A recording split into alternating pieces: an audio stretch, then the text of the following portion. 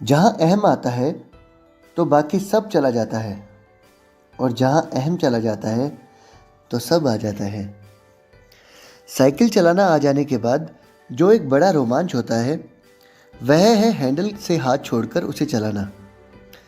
इस तरह से साइकिल चलाना इतना महत्वपूर्ण नहीं होता जितना यह देखना कि ऐसा करते हुए लोग हमें देख रहे हैं। किशोरावस्था में किसी बस या ट्रेन के पायदान पर खड़े होकर यात्रा करना साहस का एक बढ़िया प्रदर्शन समझा जाता है। दरअसल लोगों में यह ललक उस काम को करने की नहीं होती, बल्कि दूसरों की नज़र में आने की होती है। जीवन में हर कोई उस अवस्था से गुजरता ही है जिसमें दूसरों की नज़र में आने और अपनी एक पहचान बनाने के लिए हम कुछ भी कर गुजरने को तैयार रहते हैं। यह वह समय होता है जब कोई भी अच्छाई केवल इसलिए अच्छाई लगती है क्योंकि वह लोगों का ध्यान आकर्षित करती है, और तो और कोई बुराई भी तब इसलिए अच्छाई लगने लगती है कि वह लोगों का ध्यान आकर्षित कर रही होती है। विडंबना तो तब होती है जब कोई अच्छाई भी बस इसलिए अच्छाई नहीं रह जाती क्योंकि वह लोगों का ध्यान आकर्षित करने में विफल रहती है। दूसरों का ध्यान आकर्षित करना, दूसरों की नज़र में आना, यह अहम की ही खुराक है। लेकिन आखिरकार हमें उस अवस्था से ऊपर उठना चाहिए। अपने स्वभाव के अनुसार अहम को पोषण चाहिए, इसलिए वह सदा इसका भिखारी बना रहता है।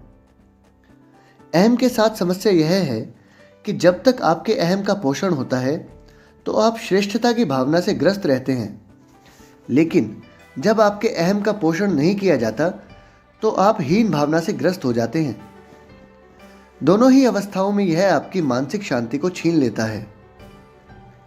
जब अहम आता है तो बाकी सब चला जाता है, और जब अहम चला जाता है तो सब आ जाता है। अपने अहम को संतुष्ट करने के चक्कर में आप कितने मूल्यवान संबंध खो चुके हैं। आपको जब अपने अहम को दूर करके संबंध को बचाना था, तब आपने संबंध को दूर जाने दिया और अहम को बचा लिया। अहम कभी इस योग्य नहीं होता कि उसके लिए इतनी भारी क्षति सही जाए। जब आप अपने अहम की सेवा करने में लगे होते हैं तब कितने ही सुनहरे अवसर गंवा देते हैं। तब हर पल भारी होता है, हर स्थिति दिमाग की नसें हिला देने वाली होती हैं, हर बातचीत तनावपूर्ण होती है। अहम से भरा हृदय हमेशा आग पर चल रहा होता है, जल रहा होता है। अहम और सहजता का मिलन कभी नहीं हो पाता।